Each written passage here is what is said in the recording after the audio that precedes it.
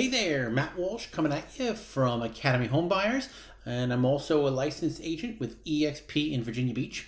All right, today we're going to talk about foreclosure. We're not going to go deep into it because I am not an attorney, but I will talk to you a little bit about foreclosure, particularly in Virginia, and what you may want to do if you find yourself in a bit of a pickle with your mortgage.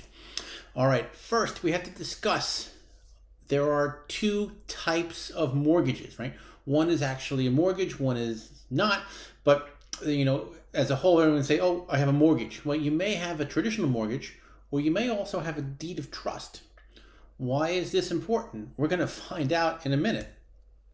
Okay, first, what is a traditional mortgage, right? Depending upon where you live, and here in Virginia it's not, you are likely signed a mortgage or a deed of trust when you took out a loan to purchase your home.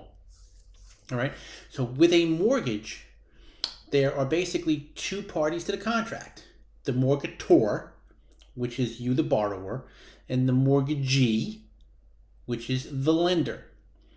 So there's two primary parties in a traditional mortgage. Compare that to a deed of trust. All right, just like a mortgage, it pledges real property to secure a loan. So it's commonly referred to as a mortgage, although it's not really. All right, this document is used instead of a mortgage in some states, as it is here in Virginia for most.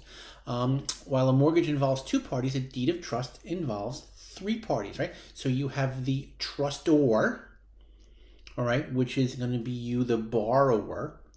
Then you have the lender, who in this system is called a beneficiary, and then you have the trustee. So we have a third person, the third party, and that is the trustee. Okay, what is a trustee? The trustee is an independent, key here, independent third party that holds the bare or legal title to your property. So you live in it, somebody lent you the money to buy it, and the trustee is holding the legal title, all right? Their function is to sell your property at auction should you not pay your mortgage or the note on your deed of trust. Okay, so that's something to pay attention to here, as we're going to go into in a minute. A regular mortgage has two parties, you and the lender, and the deed of trust has three parties, you, the lender, and this trustee, whose real only job is to sell to sell the deed if you don't pay your note. All right, why do we need to know this? Because a mortgage, typical mortgage, right, with two parties requires a judicial foreclosure, which means if the bank or your lender is going to repossess your property, they have to go through the court.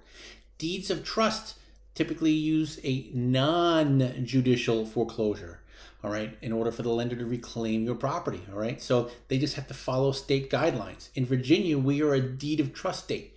Non-judicial foreclosures tend to move much, much faster than traditional judicial foreclosures. That is why it's important to understand the difference between a traditional mortgage and a deed of trust. We are in a deed of trust state here in Virginia. The majority of mortgages are deeds of trust, and they can be foreclosed on much faster outside of the judicial process. All right, so when can foreclosure start? In most cases, federal law governs the start of this. A foreclosure can't start until you're more than 120 days delinquent on your loan. All right, though there are some certain circumstances, the process might start sooner. We're not even going to worry about that because those are small. You have to be 120 days delinquent. So you have to have not paid your mortgage for at least 3 months before the bank or your lender can start the foreclosure process. All right, what is the process in Virginia here? All right, so the foreclosing lender must serve you a notice of sale by mail, all right, and it's got to be like certified mail, no less than 60 days, all right, before the sale of the home, if your home is owner occupied. I mean, they're giving you 2 months notice that we're selling your house and kicking you out. That's what a non-judicial foreclosure does. Compared to a judicial foreclosure, it could take many, many, many months as you go through the court process. All right, what does this mean for you? If you have fallen behind on your payments, right, but have not yet received your pre-foreclosure breach letter, right? So they're going to send you a breach letter telling you that you're in breach of contract. We're setting you up for foreclosure. If you haven't received that, or if you haven't received any notice of sale, put your phone down right now, put the computer down right now, and call your lender right now.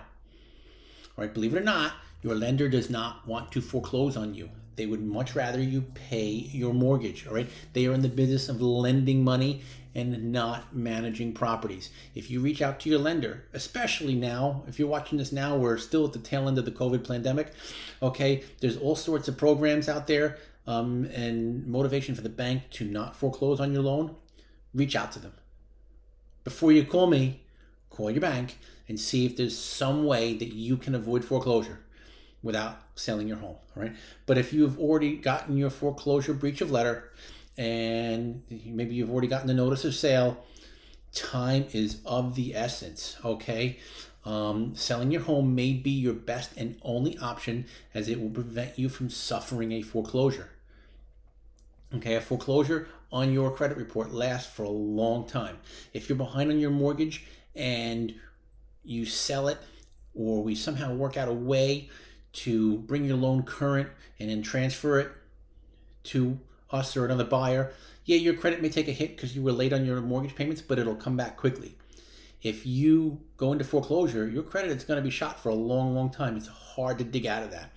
Okay, so, and this isn't going away. If you are behind on your mortgage, if this is a problem that you're having, it's not going away, don't ignore it. Call the bank, see if you can work something out. And if it's beyond that, reach out to me. I will try to help you and point you in every direction I can. But in reality, selling your home is probably going to be the best thing that you can do to get you out from under this. Because as you see, it can be 60, 90 days and the sheriff is coming and taking you out of your home. And you don't want to be in that situation. All right, don't put this off. If you ignore this, soon the sheriff will be knocking at your door, like I just said. All right, selling is probably going to be your best option. It may not be the option you want, but if you've waited too far, it may be the best option. And we are in a very good market. I know that you doesn't want to hear that, but chances are your house, even if it's not in great shape, has appreciated enough that maybe we can sell it. We can sell it on the open market, or you can sell it to someone like me, and we can cover the whole mortgage balance and save you the headache and trouble of poor credit, and maybe even get you some money so that you can move on and get into another place a little easier. The goal here is to help you no matter what. Whether we buy your house or not, whether I broker your house or not, my goal is to help you. Give us a call, 757-755-5587. All right, have a great day.